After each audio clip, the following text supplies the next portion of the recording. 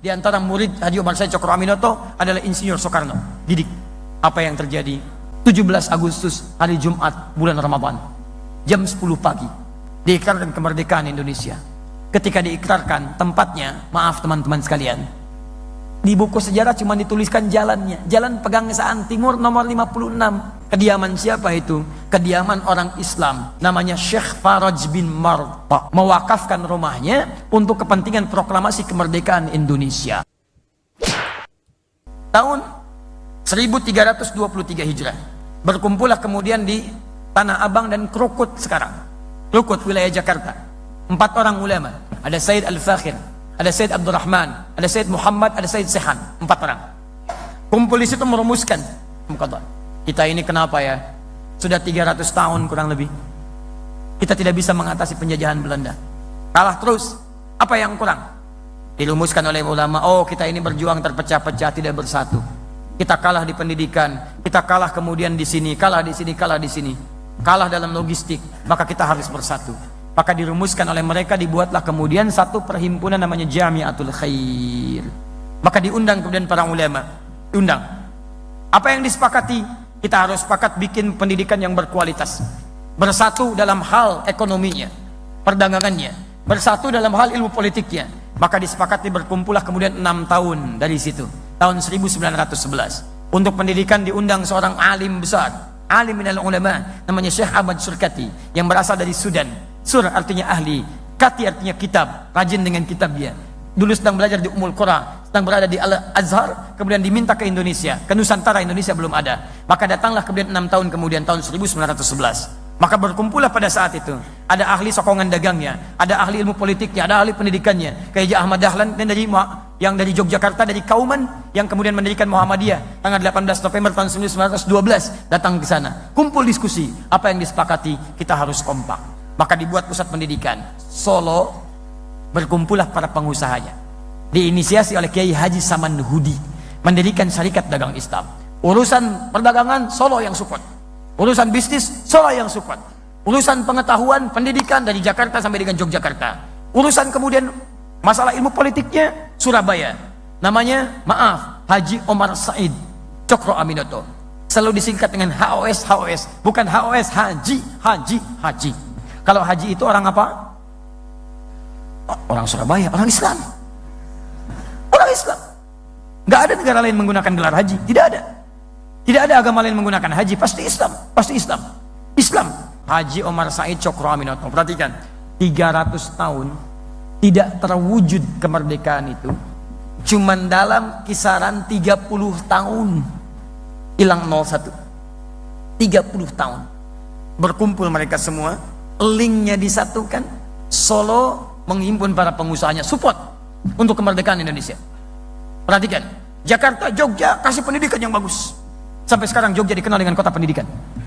Teman-teman, Surabaya support bagian ilmu politiknya, orasinya, macam-macamnya. Di antara murid Haji Omar Said Cokro Aminoto adalah Insinyur Soekarno. Didik. Apa yang terjadi? Tidak tunggu lama. 1911 cuma butuh 34 tahun. Tadi 300 tahun gak dapat, sekarang 34 tahun. 1911 tambah 34, 1945. 17 Agustus, hari Jumat, bulan Ramadan. Jam 10 pagi. Diikrarkan kemerdekaan Indonesia. Ketika diikrarkan, tempatnya, maaf teman-teman sekalian, di buku sejarah cuma dituliskan jalannya. Jalan Pegangsaan Timur nomor 56. Masya Allah, apakah proklamasi dilakukan di jalan? Tidak. Ternyata di halaman rumah. Nomor 56. Nomor itu kan rumah, tempat. Kalau jalan tidak pakai nomor. Jalan Kiai Haji Wahid Hashim di jalan. Nomor berapa? Nomor sekian, berarti tempat tertentu. Jalan Pegangsaan Timur, jalan nomor 56, kediaman tertentu. Kediaman siapa itu? Kediaman orang Islam, orang Indonesia, keturunan Yaman, namanya Syekh Faraj bin Marta. Syekh Faraj bin Marta mewakafkan rumahnya untuk kepentingan proklamasi kemerdekaan Indonesia. Beliau seorang pengusaha sukses dari Solo sampai dengan ke Surabaya. Masya Allah, kemudian tinggal di wilayah Bogor. Insinyur Soekarno dapat kemudian hadiah dari beliau. Diwakafkan rumahnya, proklamasi di situ. Saya sampai sekarang punya salinan ucapan terima kasih Negara Kesatuan Republik Indonesia pada keluarga besar Syekh Faraj bin Marta. Kumpul semua. Dengan kemuliaan itulah terjadi kemerdekaan Indonesia. Dicantumkan di Undang-Undang Dasar atas berkat rahmat Allah yang Maha Kuasa. Di pembukaan undang-undang, jadilah undang-undang. Pasal 29 ayat 1, negara berdasar atas ketuhanan yang Maha Esa. Jadi sila pertama di Pancasila, ketuhanan yang Maha Esa. Nilai beragama ada di situ. Jadi ada pengakuan di situ. Negara Indonesia saja bisa sukses, bisa merdeka, lawan penjajah hanya dengan maaf, bambu runcing, merah darah, putih kain kafan, jadi bendera. Kalau bukan atas berkat rahmat Allah yang Maha Kuasa, mustahil ada kemerdekaan. Makanya teriakan pertama yang menghadirkan kemerdekaan, teriakan Allahu Akbar. Allahu Akbar. Di kalimat Allahu Akbar itu bukan kalimat teroris. Itu kalimat kemerdekaan. Itu kalimat yang menjadikan negara kesatuan Republik Indonesia. Kalimat yang diakui di undang-undang, di pembukaan disebutkan. Jadi dasar negara, jadi Pancasila. Itu Allahu Akbar. Takbir. Takbir. Allahu Akbar. Di kalimat itu yang mewujudkan negara kesatuan Republik Indonesia. Makanya teman-teman sekalian, kalau tidak ada tuntunan Al-Quran yang diamalkan pada saat itu 1905, mustahil bisa 35 tahun, 34 tahun negara Indonesia bisa mendapatkan kesuksesannya untuk merdeka. Baca. Dan tidak mudah itu, luas luar biasa. Lihat buku yang sama, halaman 19, paling kanan sebelah atas. Luas negara kita aja, itu daratnya 2 juta kilometer persegi. Lautannya 3.200.000. Kalau dikumpulkan Eropa semua kumpul, belum sampai menyamai Indonesia. Satukan Perancis, Belanda, Spanyol, Belgia, itu maaf, belum cukup untuk menjadi Indonesia. Luas. Pulaunya 13.677 pulau. Belum termasuk Pulau Gadung, Pulau Gebang, Pulau Mas dan sebagainya. Luas. Tidak mudah menyatukan itu. Kalau bukan karena Allahu Akbar, bukan karena Quran, mustahil. Nah sekarang pertanyaannya, negara kita sudah merdeka dengan prinsip Al-Quran, dengan prinsip sunnah. Dibawa bahkan utusannya ke Yogyakarta. Silahkan cek di Museum Yogyakarta. Utusan dari Turki datang menyampaikan 2 sifat. Satu, bendera warna hitam dengan bertuliskan la ilaha illallah sebagai perlambangan Ka'bah, manhaj Al-Quran. Kedua, bendera warna hijau bertuliskan Muhammadur Rasulullah sebagai gambaran dari sunnah. Jadi negara ini dibawa dengan prinsip Al-Quran, dengan prinsip sunnah Nabi sampai ke kemerdekaan. Tinggal kita sekarang bagaimana mengisinya. Masalahnya ada kalangan-kalangan tertentu dari dulu, dari kalangan orientalis, dari kalangan orang-orang yang tidak suka Indonesia mencapai kemerdekaannya. Mereka tahu sumbernya dari Quran, mereka tahu sumbernya dari sunnah. Makanya antum dijauhkan dari Al-Quran dan sunnah. Antum dijauhkan, jauh dari Al-Quran. Silakan cek, hanya baca.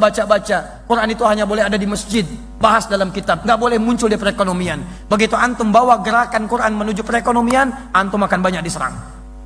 Silakan, kalau cuma ceramah di masjid, antum nggak akan diotak-atik. Tapi ketika antum kumpul, orang Islam pengusaha kumpul, ayo kita masyarakatkan nilai-nilai Qurani dalam masyarakat perdagangan kita. Jauhi riba, jauhi ini, jauhi itu. Bikin misalnya supermarket yang baik, bikin ini yang Islami, baru antum akan disoal. Islam di masjid nggak akan disoal. Tapi kalau nilai Islam dibawa ke politik, antum bawa politik Islami yang jujur, yang baik, hindari korupsi, antum akan disoal di situ. Silakan cek. Bawa ke manajemen, antum akan disoal di situ. Kenapa? Karena mereka takut orang-orang Islam itu akan bangkit, mendapatkan nilai keislaman, memberikan pencerahan untuk dunia. Tidak ada sejarahnya di muka bumi ketika Islam berada di puncak kekuasaan selain menghadirkan kedamaian, ketentraman bagi seluruh umat yang ada di muka bumi. Cek. Islam berjaya di Spanyol, Yahudi ternaungi, Nasrani ternaungi, agama lain ternaungi. Islam berjaya di Nusantara, dengan Hindu nggak ada masalah, dengan Buddha nggak ada masalah. Yang ada masalah ketika Portugis datang ke sini tahun 1511 lewat Selat Malaka, diberikan mandat oleh Paus Alexander yang ke-6 tahun 1494. Setelah itu terjadi perjanjian Tordesillas, bumi dibagi 2, bagi 2 sama Paus. Ya, yang barat, yang timur. Barat Spanyol, timur Portugis. Datang dia, nyasar dulu sampai ke Goa. Balik lagi ke Portugal. Di-hire seorang bernama Ahmad bin Majid, navigator muslim. Tolong arahkan saya kepada pusat rempah-rempah. Datanglah kemudian sampai ke Selat Malaka. Begitu datang ke Malaka, yang dibawa senapan. Anda kalau nggak mau ikut saya, eksekusi. Maka apa yang terjadi? Hindu bermasalah sampai ke Goa. Cina bermasalah ke sana. Yang tadinya harmonis, muncul masalah luar biasa. Terus, begitu sampai Malaka, pengen menguasai Sunda Kelapa. Datang ke Sunda Kelapa, datang bawa senjata, datang bawa meriam. Tidak ikut saya habisi. Masya Allah, misinya 3G. Sekarang sudah 4G. Dulu 3G, gold, glory, and gospel. Begitu datang bukan cuma gold, kuasai rempah-rempah emas, glory, bawa kemenangan, ekspansi. Lihat, dulu Islam datang cuma membuka fatah, tidak mengekspansi. Yang mundur, maju. Terbelakang, jadi paling depan. Punya pengetahuan. Islam, lihat, masuk ke Spanyol, berjaya. Masuk ke Palestina, berjaya. Masuk ke Nusantara, berjaya. Nggak ada yang diusir, biasa aja. Cuman ahli sejarah belakangan, maaf, merubah nilai sejarah itu sehingga anak-anak sekarang tidak tahu. Perhatikan anak-anak zaman now tuh, ketika mereka belajar tentang sejarah, jauh. Coba lihat, uang 1000 itu, di uang 1000, siapa yang tergambar dulu di uang 1000? Kapiten Patimura. Siapa nama aslinya? Thomas Matulesi. Dari mana antum tahu Thomas? Kalau disebutkan Thomas, yang terbayang apa? Oh, jangan langsung ke situ aja. Thomas bisa kereta-keretaan, mobil-mobilan, kan? Ada Thomas, kan? Masya Allah, badminton, piala Thomas dan sebagainya. Ada. Tapi umumnya kalau dikaitkan dengan keyakinan itu non-Muslim. Dari mana bisa jadi Thomas? Namanya Ahmad. Jauh-jauh Ahmad jadi Thomas. Namanya Ahmad Lusi. Seorang kiai, punya pesantren, berjuang melawan ekspansi, sampai kemudian dieksekusi. Kok tiba-tiba jadi Thomas? Dari mana Ahmad jadi Thomas? Teman-teman sekalian coba cek lagi. Sejarah kita itu banyak yang tertukar. Ada putri yang tertukar, ada menteri yang tertukar, ada sejarah yang ditukar. Itu masalahnya. Karena kita nggak belajar sejarah dengan benar, kita sudah sejarahnya dipalingkan, Qurannya dijauhkan. Coba silakan cek. Kenapa para ulama berjuang di Jakarta? Karena dulu saat Portugis datang ke Jakarta menguasai, itu kemudian Sunan Gunung Jati, Syarif Hidayatullah menugaskan menantunya. Namanya Fathullah. Fathullah yang menikah dengan anak perempuannya Sunan Gunung Jati. Sunan Gunung Jati itu anaknya dari Syarifah Mudaim. Syarifah Mudaim itu menikah kemudian dengan Syarif Abdullah. Syarif Abdullah itu orang Mesir, seorang ulama. Ya tinggal kemudian di Mesir selama 20 tahun melahirkan Syarif Hidayatullah. Pulang ke Gunung Jati, bertemu dengan kakeknya Prabu Siliwangi, namanya Menarasa. Dikenal dengan Pak Menarasa, kenal dengan Prabu Siliwangi. Menikah dengan Nyai Subang Larang, melahirkan 3 orang anak. Anak pertama Abdullah Iman atau Walang Sungsang lahir tahun 1423. Anak keduanya kemudian dikenal dengan Rara Santang, lahir tahun 1426. Anak ketiga Raja Sengara lahir tahun 1427. Ketika balik lagi kemudian ke Gunung Jati, punya 2 orang anak, laki-laki namanya Muhammad, perempuannya menikah dengan Fathullah, dikenal dengan Fatahillah. Portugis menyebut dengan Valetehan. Ketika Jakarta, saat itu belum Jakarta namanya, baru Sunda Kelapa, dikuasai oleh Portugis, datang ke situ, hantam sana sini, ditugaskan, kamu berjihad ke sana, jihad, buka Jakarta, bebaskan, ambil wudhu, sholat, himpun pasukan, datang, hari Jumat selesai,